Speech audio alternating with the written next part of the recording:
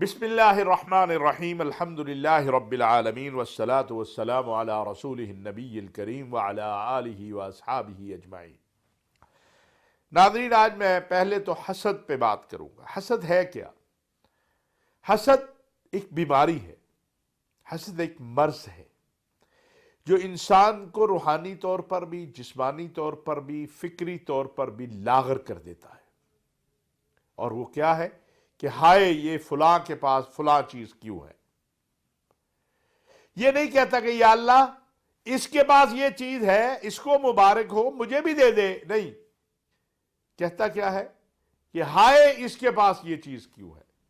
इसीलिए कहा गया इन्नल हसद याकुलुल हसनात, हसद नेकियों को खा जाता है। रूहानी और जिस्मानी अतिब्बा ये बात कहते हैं कि हसद खाली नेकियों को ही नहीं खाता, वो जिस्म को भी खा जाता है, वो सेहत को भी खा जाता है, वो फिक्र को भी खा जाता है। मैंने एक मर्तबा किसी दोस्त ने जब इस मर्ज का इजहार किया तो उन्हें कहा कि यार जुमला तो एक ही है, लेकिन अगर हम ये कहें कि या अल्लाह तूने इसे दिया है मुझे भी दे दे, तो ये दुआ बन जाएगी, नेकी बन जाएगी। और ये जुमला कि हाय इसके पास क्यों है, ये बीमारी बन जाएगी।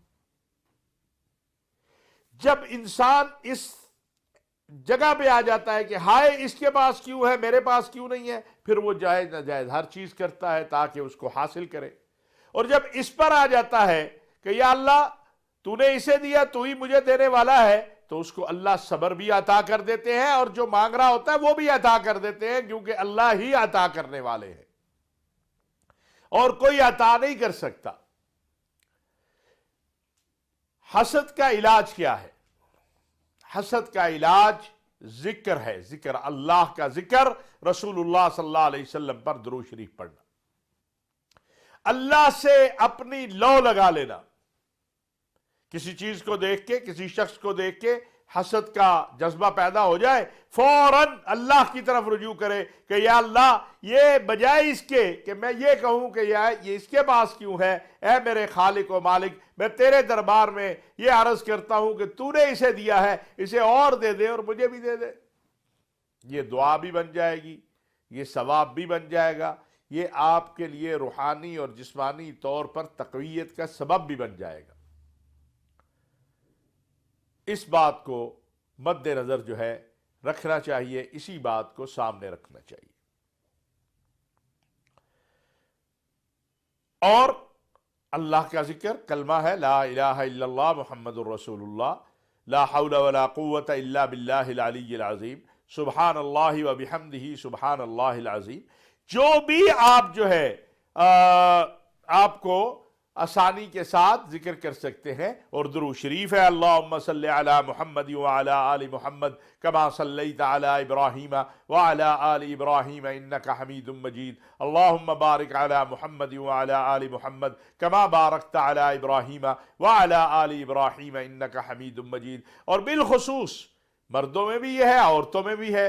तो हमारी बहनें बेटियां जो हैं उनको भी इसका ख्याल रखना चाहिए और मर्दों को भी ख्याल रखना चाहिए कि बजाय इसके कि इस जुस्तजू हाय फलाने को ये मिल गया, फलाने ने ये ले लिया, फलाने को, इसकी बजाय इसमें रहे कि या अल्लाह तूने उन्हें दिया है, तू मुझे भी दे दे। तो अल्लाह के दरबार में कौन सी कमी है? वो तो सारी कायनात की हाजतें पूरी कर दे, मुश्किलें खत्म कर दे, सारी कायनात के खजाने भर दे। उसके पास इतनी कमी भी नहीं आती जितनी समुंदर में एक सुई डुबो के निकाल ले, उतनी कमी भी नहीं आती। तो आज पहली बात तो ये मैंने अर्ज करनी थी। दूसरी बात वो है कि क्या किया जाए। ये जो सोशल मीडिया आ गया और जो लोग सोशल मीडिया पर हैं बड़े बेबस होते हैं बेचारे, थोड़े मारूफ हों तो और ज्यादा बेबस होते हैं, क्योंकि गाली गलौज, आपने कोई बात की ना उसका पता किया कि क्या बात है, ना तहकीक की, ना समझे, बस शुरू हो गए। कई बार मैंने सोशल मीडिया पे देखा कि ऊपर जो बात लिखी हुई है वो वही है जो नीचे जो बात कह रहा है, लेकिन उसने पढ़ी नहीं और गाली गलौज शुरू कर दिया, बुरा भला कहना शुरू कर दिया। इसका क्या किया जाए? اس حوالے سے ہم یہ دیکھتے ہیں کہ اس پر بہت زیادہ علماء اسلام نے اب توجہ دینی شروع کی ہے. اگر ہم دیکھیں تو یہ پچھلا جمعہ جو تھا وہ امام کعبہ شیخ عبد الرحمن السدیس جو ہیں انہوں نے یہی سوشل میڈیا کے حوالے سے پڑھایا اور کہا کہ خدا کے لیے جھوٹی افواہیں نہ پھیلاؤ. ہمارا ملک میں بھی یہی حال ہے, پوری دنیا میں یہ حال ہے کہ جو جس کا دل چاہے جس کے حوالے سے چاہے وہ کہہ دے اور اس کے بعد جو ہے وہ پھر صفائیاں دیتے رہیں, کوئی پھر صفائی نہیں مانتا, جو مرضی کہہ دو. جس طرح حسد ایک بہت بڑا گناہ ہے, اسی طرح یہ افواہ سازی یہ بھی بہت بڑا گناہ ہے. اللہ تعالیٰ نے قرآن کریم میں فرمایا ہے خذ العفو وأمر بالعرف وأعرض عن الجاہلین. معاف کرنا سیکھو, نیکی کی بات کرنا سیکھو. کوئی آپ کو گالی دیتا ہے اسے دینے دے, اسے کو بھائی تمہارا کام ہے گالی دیتے ہو دیتے رہو, اللہ تمہیں جزائے خیر دے. یہ حکم ہے ہمیں. گالی کے بدلے میں گالی دینے کا ہمیں حکم نہیں ہے, گالی کے بدلے میں دعا دینے کا ہمیں حکم ہے. گالی کے بدلے میں دعا دینا یہ آقا علیہ السلام کی سنت ہے, اور گالی دینا یہ ابو جہل کا عمل تھا اور اس کے ساتھیوں کا عمل تھا. نیکی کی بات کرو اور اعراض کرے, بحث مباحثہ نہ کرے.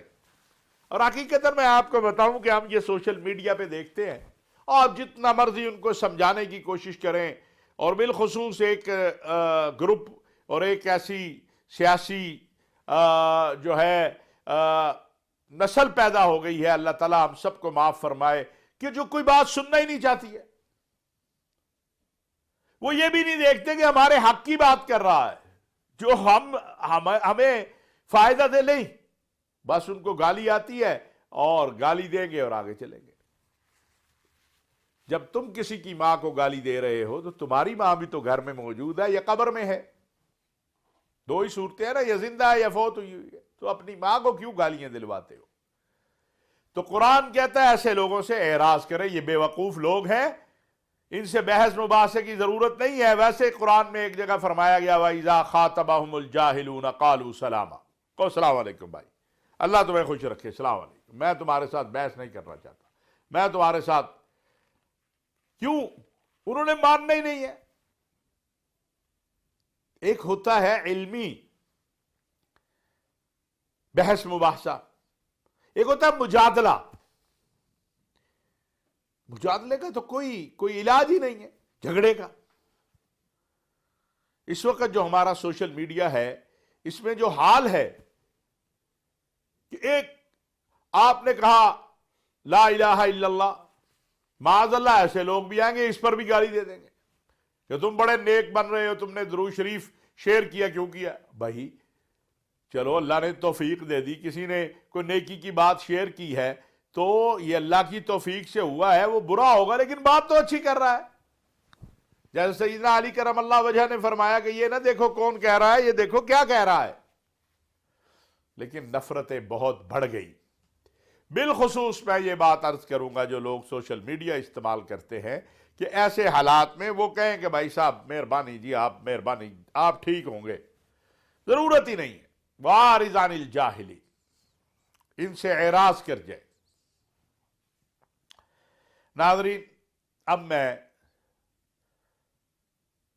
الحمدللہ کل جمعۃ المبارک کے موقع پر پورے ملک کے اندر, ملک بھر کے علماء, مشائخ, ائمہ, خطباء, واعظین نے اللہ کا شکر بھی ادا کیا, اور وزیر اعظم پاکستان میاں شہباز شریف صاحب کا, اور وزیر خزانہ اسحاق ڈار صاحب کا, اور ان کے تمام جو حلیف ہیں, جو ساتھی ہیں, ان سب کا شکریہ ادا کیا کہ انہوں نے سود کے حوالے سے, دیکھیں 75 سال ہو گئے یہ پاکستان لا الہ الا اللہ کی بنیاد پر قائم ہے, اور وفاقی شرعی عدالت نے فیصلہ دیا, اس کے خلاف اپیل دائر کر دی گئی سپریم کورٹ میں, لیکن وزیر اعظم پاکستان میاں شہباز شریف صاحب کی ہدایت پر وفاقی وزیر خزانہ اسحاق ڈار صاحب نے اعلان کیا کہ جی ہم وہ اپیلیں واپس لے رہے ہیں۔ آپ یقین کریں کہ اس وقت سے پوری امت میں ایک خوشی کی لہر دوڑی ہے، صرف پاکستان میں نہیں، اور لوگ دعائیں دے رہے ہیں۔ خطبات جمعہ میں علماء، مشائخ، واعظین نے کہا کہ اللہ جزائے خیر دے میاں شہباز شریف صاحب اور اسحاق ڈار اور جو اس کار خیر میں شریک ہوا ہے، کہ جن نے کہا جی کہ نہیں ہم، بلکہ اسحاق ڈار صاحب سے میری خود بات ہوئی، انہوں نے کہا کہ ہم انشاءاللہ کوشش کر رہے ہیں کہ زیادہ سے زیادہ محنت کریں، کوشش کریں اور یہ سودی نظام سے کسی طریقے سے چھٹکارا ہو جائے۔ اور یہ حقیقت بات ہے کہ سودی نظام سے چھٹکارے کے لیے ہمیں بہت محنت کی ضرورت ہے۔ یہ اللہ اور اللہ کے رسول کے ساتھ جنگ ہے، اور اللہ اور اللہ کے رسول کے ساتھ جنگ کر کے کوئی جیت نہیں سکتا ہے۔ حقیقت حال یہ ہے کہ اگر ہم محنت کریں اور دنیا میں دیکھیں تو اس وقت دنیا غیر سودی نظام کی طرف جا رہی ہے، یورپ، امریکہ، برطانیہ، تو ہمیں بھی اسی طرف جانا ہے۔ اسحاق ڈار صاحب نے بڑی یقین دہانی کروائی ہے، اور میں پھر ایک بار پاکستان کے تمام مکاتب فکر کے علماء، مشائخ، عوام کی طرف سے وزیر اعظم میاں شہباز شریف صاحب کا، وزیر خزانہ اسحاق ڈار صاحب کا، مولانا فضل الرحمان صاحب کا، مفتی تقی عثمانی، جو بھی شریک ہوا، ڈاکٹر راغب نعیمی، یہ حضرات سب جنہوں نے محنت کی، پاکستان علماء کونسل، جمعیت علماء اسلام، جمعیت اہل حدیث، جس نے بھی کوشش کی ہے اللہ اسے جزائے خیر دے، اور اس کا بہرحال اجر اللہ نے دینا ہے کہ یہ سودی نظام سے اس ملک کی نجات ہو جائے تو ہماری معیشت بھی بہتر ہو جائے گی، ہماری معاشرت بھی بہتر ہو جائے گی، اور ہمارے لیے انشاءاللہ تعالی آسمان سے اللہ تبارک و تعالیٰ کی رحمتوں اور عظمتوں اور اللہ تبارک و تعالیٰ کی طرف سے انوارات کی بارش ضرور ہوگی۔ کیوں کہ جب ہم نے جنگ ہی بند کر دی اللہ اور اللہ کے رسول کے ساتھ، ہم نے مان لیا ہم سے غلطی ہوئی ہے، ہم نے مان لیا ہم اپنی اصلاح کرنا چاہتے ہیں، تو پھر اللہ تبارک و تعالیٰ جو ہیں وہ تو معاف کرنے والے ہیں نا۔ ہاں، وہ تو کہتے ہیں فَسَبِّحْ بِحَمْدِ رَبِّكَ وَاسْتَغْفِرْ إِنَّهُ كَانَ تَوَّابًا۔ جب بندہ پلٹ کے اپنے رب کی طرف جاتا ہے تو رب تعالیٰ اس پر اپنے انعامات کی بارش جو ہے وہ ضرور کرتا ہے۔ مجھے اسحاق ڈار صاحب سے جو میری گفتگو ہوئی ہے، مجھے یہ لگا کہ ان میں ایک بہت جذبے سے انہوں نے یہ کام کیا ہے، اور مجھے انہوں نے بتایا جس طرح انہوں نے اسٹیٹ بینک کے گورنر کو قائل کیا، باقی لوگوں کو، ابھی کو کہتے ہیں 2 پرائیویٹ بینک جو ہیں ان کی طرف سے بھی یہ اپیلیں موجود ہیں، ان سے بھی ہم درخواست کریں گے، بینک مالکان سے یا ان کی انتظامیہ سے، کہ وہ بھی اپنی درخواستیں واپس لے۔ جو زور آپ نے عدالت میں جا کے لگانا ہے وہ اس طرف لگائیں، مفتی تقی عثمانی صاحب، دیگر اکابرین بیٹھ جائیں کہ کس طرح اس راستے کے اوپر ہم چل پڑیں جس سے سودی نظام سے ہماری نجات ہو جائے۔ یہ ناظرین میری اس حوالے سے گزارش تھی۔ اب آ جاتے ہیں ملک کے حالات کی طرف۔ آج میں ناظرین کچھ تلخ باتیں کرنا چاہتا ہوں۔ پہلی بات تو یہ ہے کہ پاکستان کا آرمی چیف آئین اور قانون کے مطابق اس کا فیصلہ ہو جائے گا۔ ایسا لگتا ہے کہ ہر یوٹیوب پہ بیٹھے ہوئے شخص کو، ہر ٹویٹر اور فیس بک اور انسٹا اور پتہ نہیں کیا کیا اس پہ بیٹھے ہوئے شخص کو فیصلہ کرنا ہے کہ آرمی چیف کس کو لگنا ہے۔ بھائی جنہوں نے لگانا ہے، جس نے لگنا ہوگا وہ لگ جائے گا۔ میں نے کل ہنس کے کہا کہ جو فضا بنا دی ہے اور جس انداز سے بات کی جا رہی ہے، یہ تو ایسا لگتا ہے پاکستان میں ریفرنڈم کرنا چاہیے کہ آرمی چیف کون ہونا چاہیے۔ بھائی خدا کا خوف کرو، چھوڑ دو اس بات کو، جو ہونا ہوگا وہ انشاءاللہ ہو جائے گا اور بہتر ہوگا انشاءاللہ۔ دعا یہ کرو کہ اللہ تعالیٰ ہمیں صحیح فیصلہ کرنے کی ہماری قیادت کو جو ہے وہ ہمت دے، طاقت دے، اور پاکستان کا سپہ سالار جو ہوتا ہے نا، اس پہ پورے عالم اسلام اور عالمی دنیا کی نظر ہوتی ہے۔ جتنا مرضی ادھر ادھر آپ کریں، لیکن پاکستانی فوج کا جو سپہ سالار ہوتا ہے وہ عالم اسلام کی بقا کا ضامن بھی ہوتا ہے۔ نہیں تو جا کے الاقصی والوں سے پوچھ لو، مکہ مدینہ میں جا کے پوچھ لو، کسی عرب اسلامی دنیا میں چلے جاؤ، آپ کو پاکستان کی فوج کا مقام پتہ چلے گا۔ اور یہاں کیا ہے؟ یہاں ہم دیکھ رہے ہیں کہ اگر وہ خاموش ہو گئے ہیں یا انہوں نے اپنے آپ کو اس سیاسی دنیا سے علیحدہ کر لیا ہے، جس کا جو دل چاہتا ہے وہ کہی جا رہا ہے. عمران خان صاحب ہے، کوئی دلیل نہیں ہے، کوئی ثبوت نہیں ہے، کوئی شواہد نہیں ہے. اگر آپ کے پاس شواہد ہیں کہ کسی آرمی یا آئی ایس آئی کے افسر نے آپ کے خلاف یا آپ کے کسی ساتھی کے خلاف کوئی کارروائی کی ہے تو آپ سپریم کورٹ میں جائیں، آپ ہائی کورٹ میں جائیں. روزانہ ایک عدالت میڈیا پہ لگتی ہے، ایک عدالت سوشل میڈیا نے لگائی ہوئی ہے. چند لوگ ہیں جو دل چاہے کہہ دیں، کوئی احتساب کرنے والا نہیں، کوئی پوچھنے والا نہیں ہے. کدھر جائیں؟ کس سے پوچھے؟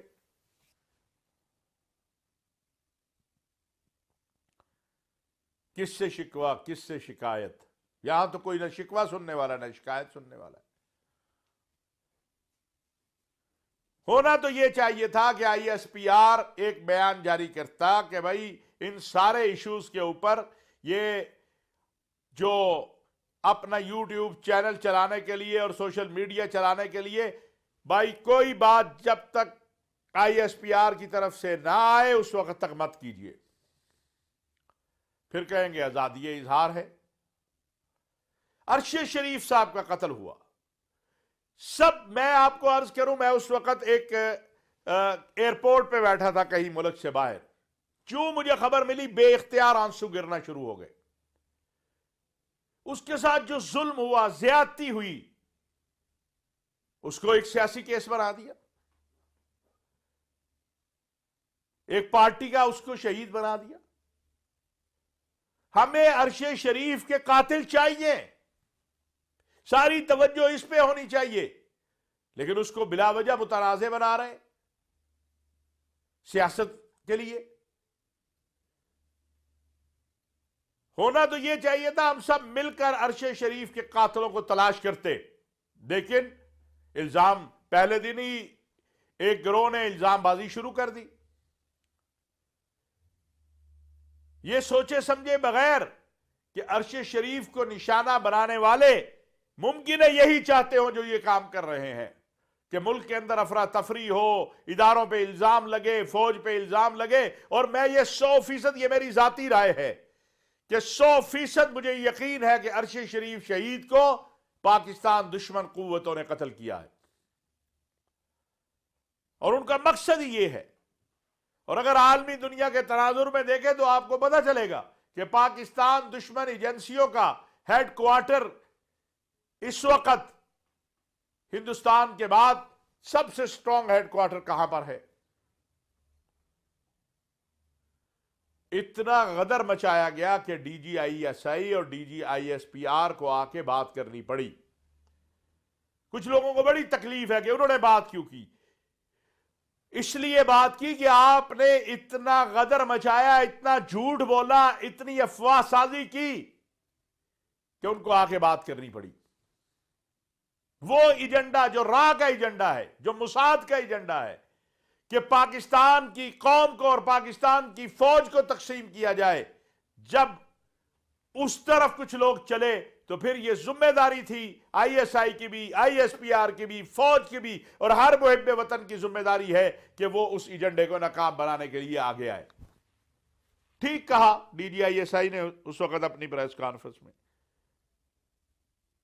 کہ رات میں معافیاں مانگنا، صلح کی باتیں کرنا اور دن میں گالیاں دینا، یہ سلسلہ بند ہونا چاہیے.